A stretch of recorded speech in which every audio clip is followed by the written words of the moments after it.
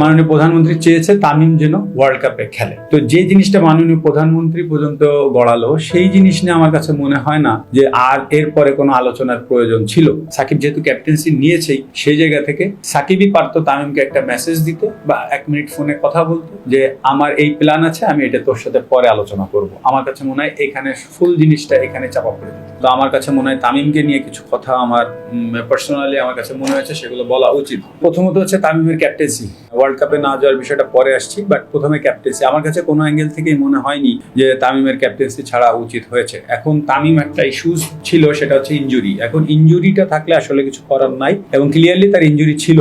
But একটা জিনিস হচ্ছে কি, বোর্ড কমফোর্টেবল জোনে ছিল তামিমকে নিয়ে প্রথম থেকেই, কিন্তু বোর্ড মিডিয়ায় এবং তামিমকে সবার সাথে একটা জিনিস ক্লিয়ার কমিউনিকেশন করেছে ক্রিকেট বোর্ড থেকে যে তামিমকে আমরা ক্যাপ্টেন হিসেবেই দেখছি।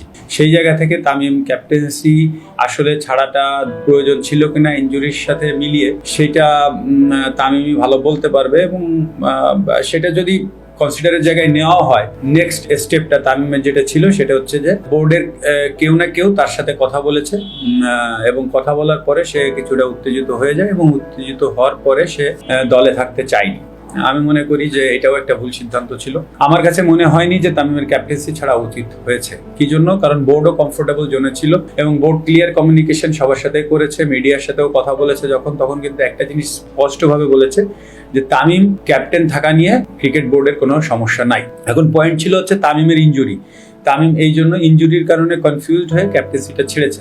এখন সেই জিনিসটা তামিমকে আর একটু ওয়েট করে অ্যানালাইসিস করা উচিত ছিল কিনা, যে সে আসলে ওয়ার্ল্ড কাপ পর্যন্ত যে কতটুকু ফিট থাকবে এবং আসলে কি অবস্থায় যাবে, সেটা একটা বিষয় ছিল। কারণ ক্যাপ্টেন্সি যদি চেঞ্জ করতেই হতো ওয়ার্ল্ড কাপের আগে না করে, আইডিয়ালি ছিল আরো 6 মাস 1 বছর আগে করা। তো যেহেতু তামিমকে বিসিবি ধরেই রেখেছিল তামিম ক্যাপ্টেন্সি করবে, তো সেই ক্ষেত্রে তামিমকে ওই সুযোগটা কিন্তু ক্রিকেট বোর্ড দিয়েছিল। সো আমি মনে করি তামিম ওই সুযোগটা নিতে পারতো। বাট এগেইন আমার কাছে মনে হয় তামিমের ইনজুরি ইস্যুজের কারণে তামিম চেয়েছে যে ক্যাপ্টেন্সি না করতে। সেটা যদি হয়ও সেটা ভালো কথা, বাট আমি মনে করি নেক্সট স্টেপ তামিমের যেটা, সেটা হচ্ছে তামিমের সাথে বিসিবির জারি কথা হোক না কেন, সেই কথোপকথনের পরে তামিম উত্তেজিত হয়ে আমি দলে থাকতে চাই না এই কথাটা যখন তামিম বলেছে, সেই জিনিসটাও আমার কাছে মনে হয়েছে যে সেই জিনিসটা আরেকটু স্লো যাওয়া উচিত ছিল। মাননীয় প্রধানমন্ত্রী তামিমকে ডেকে অনেকক্ষণ কথা বলেছে, প্রায় 1.5-2 ঘন্টার মতো তামিমের সাথে কথা বলেছে, এবং শেষমেশ যে কথাটা ইম্পর্টেন্ট, সেই মেসেজটা হচ্ছে যে মাননীয় প্রধানমন্ত্রী চেয়েছে তামিম যেন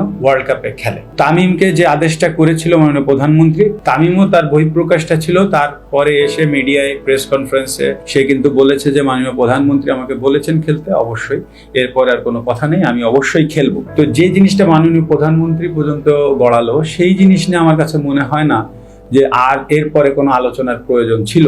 যদি টিমের কোনো সিদ্ধান্ত হয়ে থাকে, সেটা আমি আগেও বলেছি যে কোচ, ক্যাপ্টেন, টিম ম্যানেজমেন্ট তারা ইন্ডিয়ায় যে সিদ্ধান্ত নিত, যেটা করা সেটা করতো। এখন প্রশ্ন আসতে পারে যে ওইখানে যে যদি তামিমকে অফার দেওয়া হতো, তামিম যদি সিনক্রেট করতো, পৃথিবীর সব দেশের সব প্রফেশনাল টিমে এই জিনিসগুলো হয়। টেকনিক্যালি সিদ্ধান্ত যে কোনো কিছু হতে পারে, সেটা ম্যানেজ করার দায়িত্ব কোচ, ক্যাপ্টেন এবং পার্টিকুলার সেই খেলোয়াড়কে।